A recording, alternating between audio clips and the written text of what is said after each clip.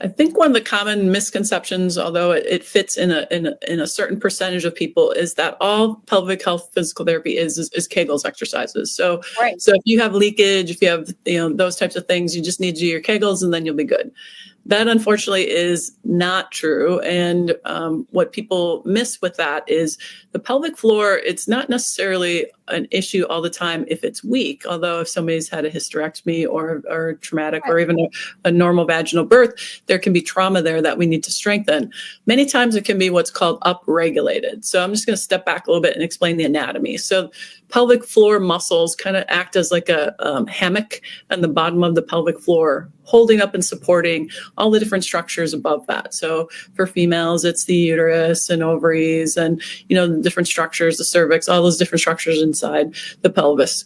And what happens when those muscles become weak, obviously, that could be an issue with being able to use the muscles that are supporting the urethra and that's basically the tube that comes from the bladder that allows us to urinate through. All those things, when they're weak, certainly that could be an issue. So we strengthen those in some types of incontinence and people get better. But there's a good percentage of patients, and men included too in this, that their pelvic floor is actually upregulated. It means hypertonic.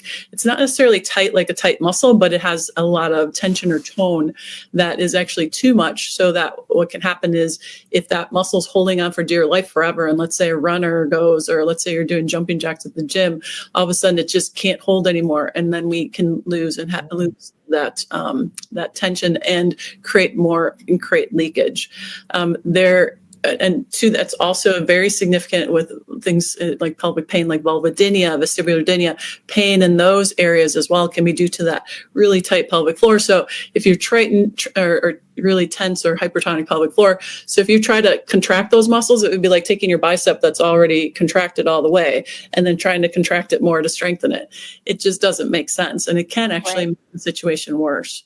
So we do a lot of what's called down training of the pelvic floor. Mm-hmm. And many people really don't even realize they've got muscles down there that they have control over.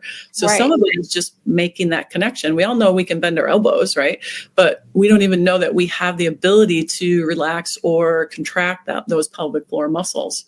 And then, longer kind of issues around incontinence is if those smooth muscles that line that urethra that come out of the bladder for us to urinate, if those aren't getting the hormonal support that they need because the patient's in perimenopause or menopause, then those muscles aren't utilized as efficiently. So then we can use soft wave or shock wave to bring more blood flow to those muscles in combination with hormone therapy can really shore that up so that patients can get rid of incontinence and can look at the whole package from strength and hormonal support as well. Wow, that was a good explanation. And I love talking to physical therapists about these issues because I learned so much from you guys. So thank you for that. You're welcome.